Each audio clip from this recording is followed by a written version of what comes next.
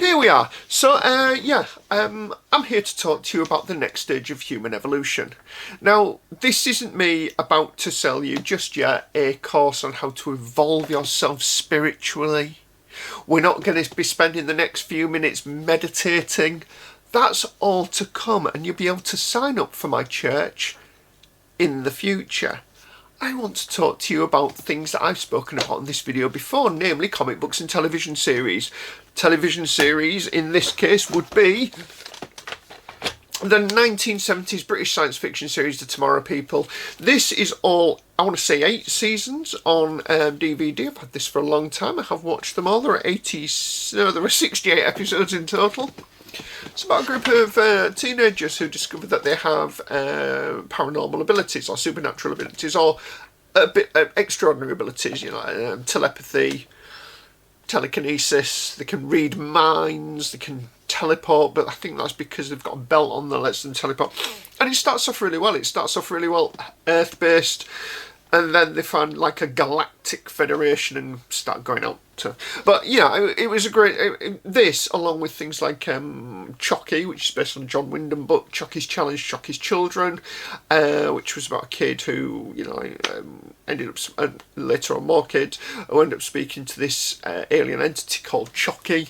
And they can do miraculous things because he's evolving them. Great stuff. Tomorrow People was remade in the 90s. Again for British television, but this was an international cast. You had Christian Schmidt, who was in Neighbours. You had Christian Tessier, who is an American, and a young Naomi Harris. Again, great series. Thoroughly enjoyed it. We're telepathic. We're telepathic. We can teleport. Imagine how useful that would be to them in their wars and spying and stuff. Think how scared they'd be of having us used against them. Okay. Again, while this did go on for, I believe, 8 seasons, this went on for just 3. That said, there are 25 episodes, so not a bad thing. Thoroughly enjoyed it. Again, I've had this for a long time as well. It was remade in 2013 by an American station, I want to say the CW. It starred one of the Amels, not the one who was Green Arrow, so it must be Robbie Amell, who was in Arrow as the first Firestorm. Firestorm was a cool character. And he's gone on to other things as well. But yeah. That's the one I haven't seen because it wasn't available on DVD in the United Kingdom. I can get it on an import if I want to, but I rarely buy imported DVDs anymore. Used to at one point though. But we're going to talk. Let's move away from this. Let's move away from old television series, because who wants to talk about those? We want to talk about comics, because when it comes to human evolution, the first thing you're probably thinking of is X-Men. Mutants. They start off regular, everyday Joes, hit puberty, suddenly develop mutant abilities and can do ridiculous things, and they either, are found by Charles Xavier and Professor X, found by Professor X and recruited into his school for gifted people. Gifted and extraordinary people, and they fight for the heroic fight, or they become Brotherhood of Mutants, join Magneto, and he believes that humanity's had its day and, mutants should take over. A few good films, obviously. I mean, chances are if you're watching this video, you know the story of X-Men. This story has one of the greatest, the coolest moments for Wolverine. Now, I'll be honest with you, I was never a fan of Wolverine. There was a point at which Wolverine was everywhere, and it's the same thing I had with Venom. I've only grown an appreciation of Venom recently because my memory of Venom was everywhere. In fact, I did Wolverine and Venom even cross over? Ever cross over? It seems like something they should do. Look at him. There you go. Magneto stripping all of the adamantium from Wolverine's bones. That was cool. But this wasn't the only comic to deal with that type of thing, the idea of human evolution. there was another series by a company called Valiant, which was Harbinger. This was, again, about a group of teenagers who developed abilities, and they had to band together because, you know, people were hunting them down, particularly a guy called Toyo Harada. And they would fight against the Harada Foundation, well, the Harada Foundation, the Harbinger Foundation, who wanted to control them, basically, and all the rest of it. Led by a guy called Peter Stanchek, whose codename was Sting. He was a student of Toyo Harada, I remember that much. Oh, there were other characters in it. There was Talk, there was Zephyr, who was a large, what do they call them, plus-size hero who could fly. There was others as well, but that's all you need to know. It was written by Jim Shooter, who was a prominent writer of his time, and very much like my memory of Valiant, and I could be wrong, and I should really look this up. In fact, I could do, not going to because I've started talking. Was that very much like Image Comics? Initially, all of the characters and all the concepts were creator-owned, as opposed to if you were working for somebody like Marvel, where, unless you were one of the select few, Marvel owned all of the characters. So, and the reason I'm talking about this, I've had this for a while. I've got a hardback version of it as well, somewhere. But this, I bought that an absolute age ago, and I've read it a few times. I still enjoy it as a story. I mean, the art. I feel that artwork is of its time, which is great because it is of its time. But recently, the reason I'm talking about this is recently I won on eBay a box of comics. Now, typically I don't buy individual issues. I say that I've got 3 boxes of already things because I typically don't buy individual issues. Now, if you've watched past videos of this, you probably saw my video about Crisis, the 2000 AD spin-off, and its A4 madness. With this, here we have in this box. Just cover up the address. Don't want you all coming around to my house just yet. We'll be doing that when I start my spiritual school. 140 individual issues. There we go. Now, this isn't all copies of Harbinger. I have a lot of copies of Harbinger. I bought a job lot of them a while ago. I'll be honest with you, I think the job lot is about 26 issues, and I paid more for them than I paid for this lot. 140 issues set me back 58 quid including delivery, which was an absolute bargain considering what I thought they would go for. In my mind, I thought, oh, they'll probably go for about 140 a quid an issue. Sounds about right. Yeah, that's what I'd pay. So I put in a top bid of over 140. I think my top bid was at 180 just to be on the safe side. If I'd have won them, I'd put them on PayPal credit. If I didn't win them, somebody else was paying more than 180 quid. So, you know, that to me was a win-win. So when it came in, I think it was 53 quid plus a £5 delivery, I thought, bargain. And some of them are really interesting. Like I say, they're not all Harbinger based. Some of the Harbinger ones I already have, so I might flip them on eBay or frame them and stick them on the wall. You can't see the framed things up there. There's things like this. Now this is Exo Manowar no it isn't, it's Exo Database. That's Exo Manowar on the front. There we go. On the back. So it's signed first of all, which is quite nice. I don't have any signed comics, so this is quite cool, and I quite like the little plastic sleeve that it's in as well. It says on the back of it, "Dear Retailer, as a token of our appreciation for your support of Valiant Comics and Diamond Comic Distributors," I don't think Diamond is still functioning. I think there was a big thing about that. "Please enjoy this copy of Exo Database, a special edition from Valiant's Validated Signature Series, signed by designer Chris Van Meter." Can we see the signature there? There it is. Ooh. Still getting used to where my ring light is because it's now higher above me. "Again, thank you for your support. We look forward to helping you achieve continued success in the future. Valiant Comics and Diamond Comic Distributors Incorporated." So that's quite nice. I mean, in fairness, you know, don't own anything like this, so it's really, really nice to have. There are other things as well, like, so with it being a job lot of 140, as you can see, they're all, can we get this up? They're all in this box, and it's quite a deep box. It's a job lot, so it isn't, there, apart from, I think, Time Walker, which was a spin-off of Eternal Warrior, I think it was his brother. It's like a Highlander thing. At least that's my memory of it. There isn't a complete run of anything in this box. And also you've got things like sort of Acclaim, the video game company, acquired Valiant ages ago. Won't go into that. Might talk about Valiant as a company at some later date. So there are some of the Acclaim Valiant issues.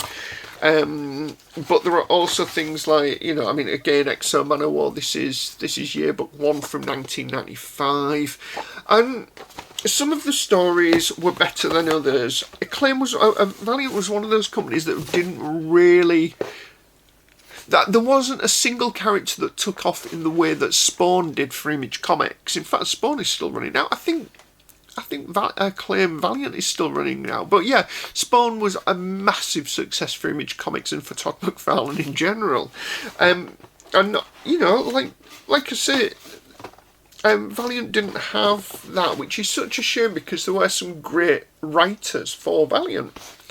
Harbinger, still far and away. I know I do have some of the later Harbinger stories in trade paperback form. Harbinger was far and away my favourite of the products that they of the stories that they ran, of the comics that they ran. You had things that I never got into, like Archer and Armstrong. Can't tell you anything about Archer and Armstrong because I didn't really read it. Do have issue 1 of Archer and Armstrong, which was chapter 3 of Unity, which was their massive crossover event. Yeah, they had things like Solar Man of the Atom. And this was part of the problem for me, because when I think of this type of thing, of Man of the Atom, I'm thinking of Firestorm, the Nuclear Man, or Captain Atom, the used to be Charlton Comics character brought into the DC universe. I think he's a US Air Force pilot, Nathaniel Adams, I want to say, something like that. But yeah, that's so. And I think that was part of it with some of these other, with some of the Image characters as well. Sometimes I'd look at them and think, oh, that's just this DC or Marvel comic book. It's just a take on that. And you know, I mean, very few of these ideas now are original, but especially in the 90s, very few of the ideas felt original. But for me, it seemed blatant. This wasn't like V for Vendetta or Watchmen, where my thing with Watchmen, and what was one of the reasons I wouldn't read Watchmen until much later, was because I didn't know any of the characters. But by the same vein, I wasn't looking at it thinking, oh, it's just the Justice League. There were interesting things like Psylords. I mean, that's a cool sounding name, Psylords. I quite like that. Dr. Mirage, can't tell you anything about that character either. Armorines. Now, weirdly enough, there have been video games based on the Valiant characters. There were things like, there were a number of Turok games. Turok, I'm absolutely sure Turok was an old comic name, in the same way that Valiant updated. And there's a couple of others as well that I'm absolutely sure are old comic book names. Not Exo Manowar, but there's a couple of others in the Valiant line that I think were old comics brought back to life, in the same way that characters like, you know, like Captain Marvel, the one that we know as Shazam, has been, or Blue Beetle, Captain Atom, as I said earlier, these characters that belonged to somebody else and were bought by bigger companies. And my chair is very squeaky today. That's really off-putting. But yeah, so you had that with this. This was an era, though, where you had things like this. This is Ninjak issue 1. Look at that shiny cover. And it's a shiny wraparound cover as well. Look at that, full cover. So with this being the 90s, this would have been in an era where I think there was a lot of speculation that all comics were going to suddenly be worth something. So they really leaned into it with stuff like this. You know, if things weren't polybagged, they were shiny or holograms or, you know, like 4 different covers. There was a Batman comic, Legends of the Dark Knight was the first new Batman book since like in decades, and they did, the first issue was available in 4 different colours. It was the Bat logo outline, just the top of the thing with the pointy ears, and 4 different covers. And you know, I get it. Some people did buy them. I don't think they're worth anything. Could be wrong. Yeah, so we've got this box, and like I say, you know, I didn't want to buy individual issues. And the only reason I didn't want to buy individual issues is there's the storing of them. I need to board and box these now, which isn't particularly difficult to do. It just means buying boxes and boards. But then it's where do I put them once they're boxed and boarded? And will I read them? You know, I'm probably not going to read all of them. I do need to catalogue them at some point so that I know what I've got, because I can tell you now, I know exactly what's going to happen. I'm going to be looking out for ones that I don't have now at comic fairs and in comic book shops, in places that I visit. Can't put them back in the box now. And I don't really need to, I don't really want to, but, you know, it'd be nice to have a complete set of something. My dream is to have a, weirdly enough, and I say dream as if it's, you know, like, we're not talking really Martin Luther King levels of dream here. My dream would be to have a complete set of, let's just move that to the front of there. My dream would be to have a complete set of Harbingers. That's all I want. Because disappointingly, and I guarantee you I'll look now and they'll be available, but disappointingly, a lot of these weren't collected in trade paperback form. Not complete runs. Now, DC and a few other places, IDW and a few other places have started doing these compendiums, which are massive, massive books. DC are one of the people who've been doing this type of thing. This is Nightwing Compendium Volume 1. It's Volume 1 of A Night in Bloodhaven, the Chuck Dixon run. Chuck Dixon, Scott McDaniel, Carl Story run. And, you know, they're relatively inexpensive. I think it's like $60. I paid about 40 quid for it. And, you know, I mean, look at that. And even better, it's all in colour. It's not like some of the books where they reprint them and they're in black and white. I'm looking at things like, you know, I should have all of this ready for me. It's all within arm's reach though. So this as an example is, I mean, these were very inexpensive. This is $17. I paid a quid for it.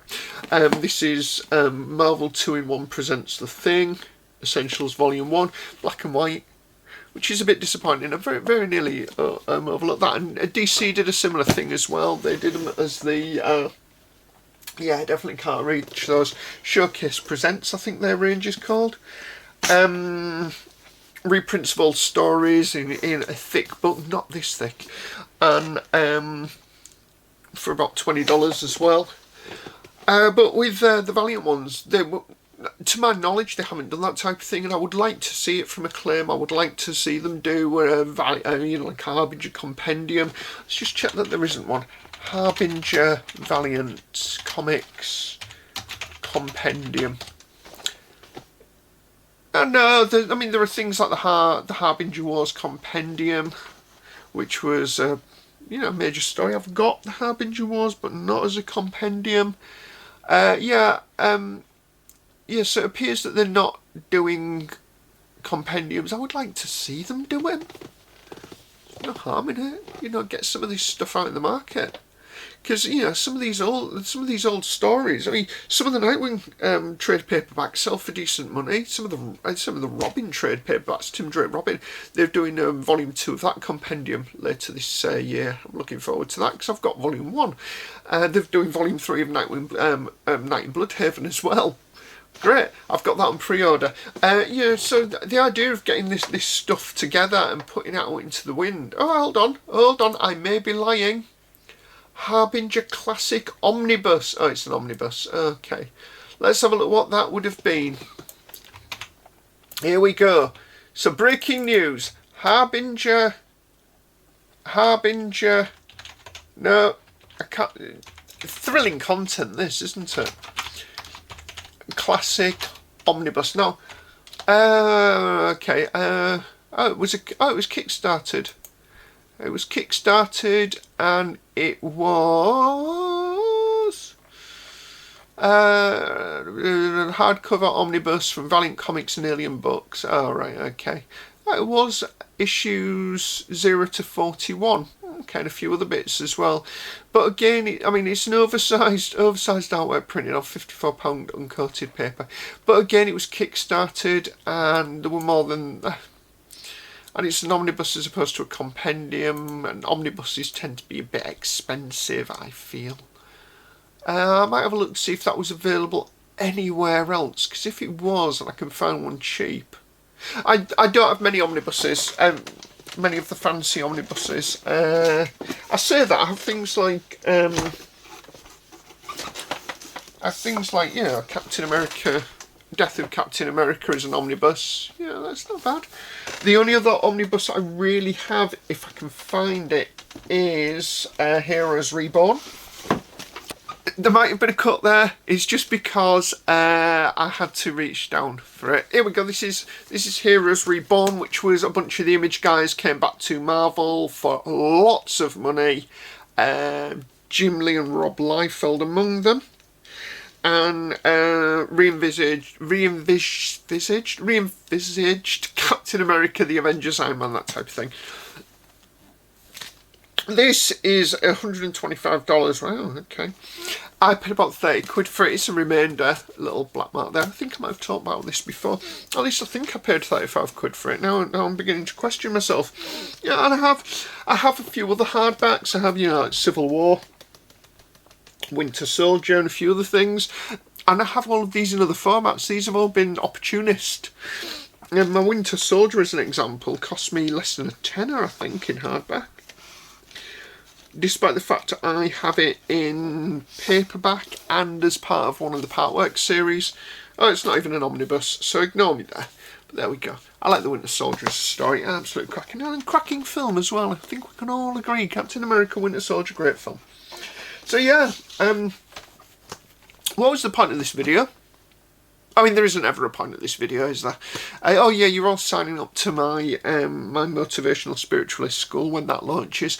Yeah, I just somehow get around to the fact that I bought 140 bloody Valiant comic books for a relatively inexpensive sum, 50 odd quid. No, I was happy with that, but I would like a full set of Harbingers, and I talked about omnibuses and compendiums, so there is that.